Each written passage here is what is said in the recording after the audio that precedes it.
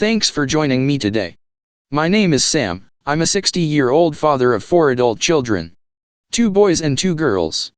Interestingly, I spent 30 years as a business owner and an executive in the chocolate industry. How sweet is that? I went back to school to join the financial industry to help my friends, neighbors, and business contacts find the most effective solutions for wealth accumulation, tax effectiveness, and life's inevitable risks. I have a fiduciary responsibility to your success in reaching your goals. I have 4 slides to show you.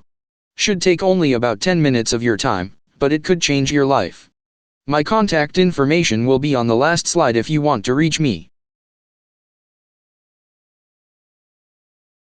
30,000 days equals approximately 82 years, the average life expectancy of a Canadian male. It's 86 for women. This circle represents your 30,000 days. In the first quarter, before you are 20, it's pretty much growing up stuff from going to school, making friends, relying on the bank of mom and dad for the most part, until you get a part-time job. In the second quarter, most people finish with school, get a job, a new car, get married, buy a house, and have your 1.2 children. At this stage, most of your money is going to assets and investing in your children's future. This may be the most crucial time of your life. It is when you form all your good and bad habits. Like learning to budget, building a credit rating, getting ahead at work, and paying down some of that debt. In the third quarter, the kids are getting ready to graduate, and enter their own second quarter.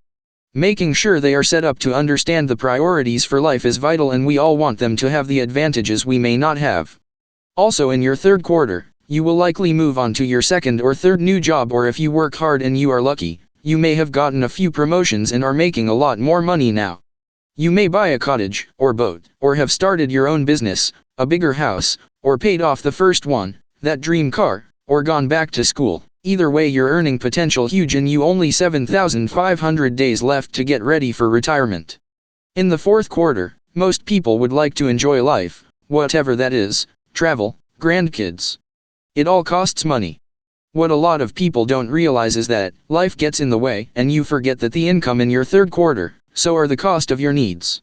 Also, as you get older, sometimes the companies we work for, even your own business, may not do as well as expected, or you get passed over for that promotion you were counting on, or they get bought out or closed down.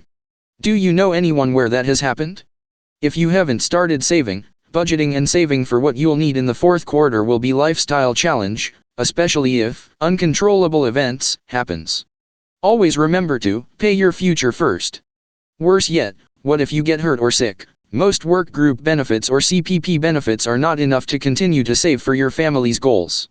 5 questions you need to ask yourself and your RBC advisor are: what happens to my family if I can't work until I'm 60 or 65? What happens to my family if I don't make it to 60 or 65? With inflation, how much money will I need to retire? How can I ensure my kids are set up to succeed? How do I defer or pay less taxes so as not to burden my family with heavy capital gains after I'm gone? All very important questions.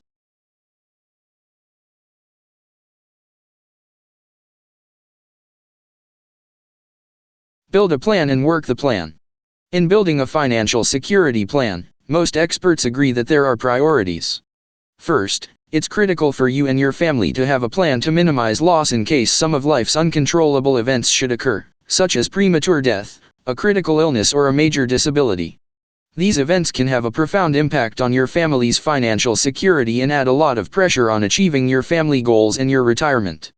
Secondly, it's important that the controllable events are well taken care of as well.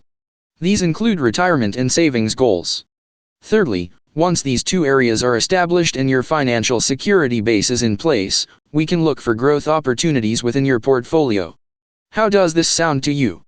I want to break down how to build a solid foundation for your financial future. A solid foundation, not unlike the foundation of a house, is critical, and needs to be strong, and start as early as possible, so we are not playing catch-up. This foundation is built on 4 cornerstones. These cornerstones need to be set up on the premise of living within your means throughout the second and third quarters of your life. These can only be accomplished with a strictly followed monthly budget. The first cornerstone is to establish emergency funds, or opportunity funds. Unexpected trips to see an ill or dying loved one, a new roof on your house, destination weddings, even planned vacations can fall under this category. TFSAs are the best vehicle for this, tax-free growth and withdrawals in a far better for growth than a savings account, but either is lot better than maxing out your credit card or line of credit. Interest on those is not your friend. Next, it's retirement and education planning. Setting up consist of RRSPs and RESPs. Deposits are vital. Even investment loans for non-registered funds are possible, if you are earning a lot of money. Protecting your income may be the most important cornerstone of them all. It involves disability and critical illness insurance. Without an income, none of your goals, financial or future, will all be at risk. Ask me about the goose and golden egg, or the money machine, if you need a better understanding of this. The last cornerstone is estate and legacy planning. Do you have a will and power of attorney? Life insurance is a critical part of tax and legacy planning as well. Property values, capital gains tax, probate, and end-of-life expenses could be an unexpected expense for your heirs after your death. On the next slide, I would like to discuss these in more detail and figure out what you can afford to start with, set up a budget and apply while life insurance is less expensive than when you are older.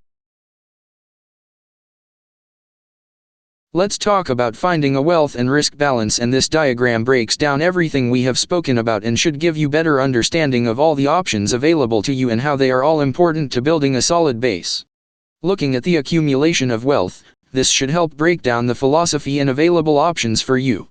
Firstly, there are really only two reasons for saving money: long-term savings like retirement, education costs, buying a home, starting a business, or short-term savings such as emergency or opportunity fund, a new car, Christmas and birthday gifts, even monthly trips to Costco. Secondly, there are really only two types of investments. Registered and non-registered each have multiple purposes, and some are better for long-term and some for short-term. What you invest in, within your registered and non-registered plans, can be similar or can be as different as you are. We will need to do a risk tolerance assessment. Whatever you and your advisor determine your risk tolerance is. Conservative, moderate, aggressive, or somewhere in between. This assessment will help us understand what best suits you in achieving your goals. Whatever your tolerance, it should always have an element of balance in your portfolio. For example, if you are an aggressive investor, it is likely not wise to put all your money in Bitcoin or high-tech. The idea of a balanced aggressive fund may also include some high-tech, some emerging markets, some renewables like wind power, or some speculative real estate funds. If Samsung goes for a tank, it will only be 1% of your investments, and other stocks will likely be going up to minimize the risk within an aggressive portfolio. If you are a conservative investor, you wouldn't want all your money in TELUS. You would want some corporate bonds, some bank equity stocks, some dividend-paying shares, some USA, some European, and some Canadian. So, whether you are aggressive or conservative, or if you end up going with mutual funds, segregated funds, ETF funds, or even playing in the futures market, having a mix within your portfolio is important. Does this make sense to you? On the risk protection side of this diagram, it breaks down and answers the what-if questions and helps understand options to establish and protect a solid base. Let's discuss income insurance, often overlooked, but perhaps even more important for your family than life insurance. With life insurance, your beneficiary will get money if you die, but a lot more people develop an illness or get hurt before age 65 than die. Your ability to earn an income is like the goose that laid a $200 golden egg every day, 5 days a week. Would you want to ensure that goose not to stop laying those eggs? Of course, you would. Now let's talk about life insurance. Starting on the right side, there is term insurance. Term insurance is a less expensive form of life insurance. It covers you for a finite length of time with a finite guaranteed death benefit. Term insurance is ideal to cover a mortgage, loan, or expected capital gains for an inheritance. Term life insurance should have a specific reason, because when you are over 65 and more likely to die, term insurance will get stupid expensive. Think of term insurance as a rental. For $35 a month, a 35-year-old person may get $250,000 of coverage for a specific length of time. Now there is insurance for life. We'll call it permanent insurance. Permanent growth insurance, sometimes called whole life, or universal life, or there is even a new term to 100 option. Some insurance companies call it investment grade or PAR insurance. It has a lower death benefit while you are young and less likely to die, but it can grow quickly over time.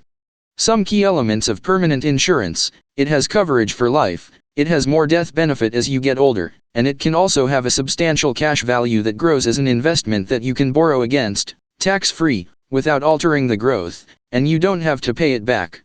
It lasts until you are 100 years old. Like all life insurance has a tax-free death benefit.